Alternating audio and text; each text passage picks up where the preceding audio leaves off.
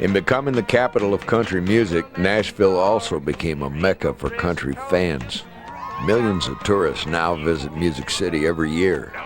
And since 1972, Nashville has been setting aside a week each June for a celebration known as Fan Fair. If it starts to rain, and we'll just head to the barn, 'cause we're country boys and girls getting down on that farm. I think the artist-fan relationship in country music is totally unique. I don't think you could explain it to a rock and roll artist. I don't think you could explain it to a Hollywood movie actor or somebody on the stage, because there's that unique bond that goes not only from the stage to the audience across the footlights, but it continues really into every phase of a country singer's life.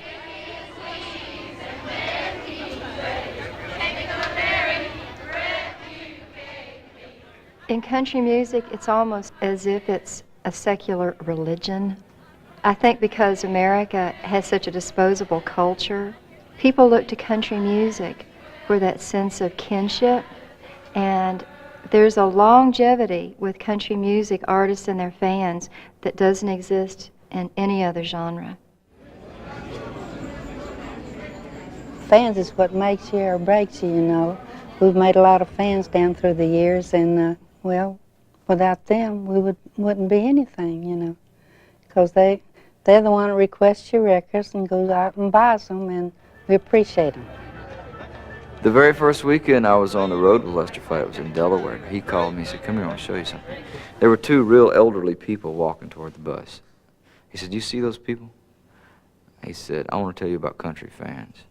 He said, "Those people have been following me since me and Earl Scruggs were with Bill Monroe and his band in 1945, and they're still here today." He said, "If you treat them right, that's what country fans will do for you. They'll stick." We're the original Tim McGraw fans. We traveled 2.5 hours to see him in MacArthur, Ohio. I like Hank Williams Sr. and, Reb Pierce. I've gotten Reba's autograph. I took a picture with her, Pam Tillis, Trisha Yearwood. I like George Jones, Conway Twitty, Alan Jackson. And we knew every word to every song, and still do. We're the only music forum that has an annual celebration called Fan Fair, where we pay homage to our fans, and they come in from all 50 states to Nashville, Tennessee.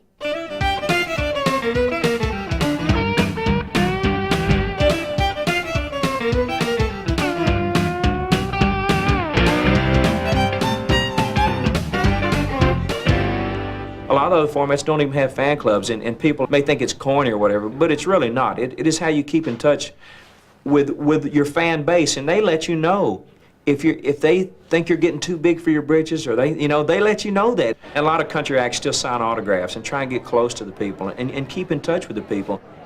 One of the first tours I ever worked with Johnny Cash, we were in Saginaw, Michigan. And in between shows, Johnny took some of his fan club members and invited me to go, took his fan club members out to dinner at a hotel.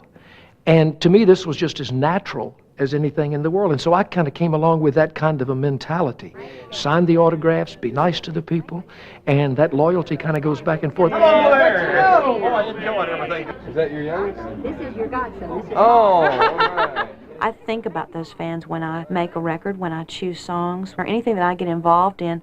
These children look up to me. I mean, I get letters from these kids saying, I want to be like you, and that brings with it a responsibility. I mean, I didn't expect to be the den mother of country music, but if I can be a positive role model, then that's a good thing, and I'm glad they're listening to country music. Said if you do what I tell you to, there won't be any harm. And Johnny said, take my money, take my wallet, take my credit cards. Here's a watch that my grandpa gave me. Here's a key to my car. Mister, give it a whirl. But please don't take the girl.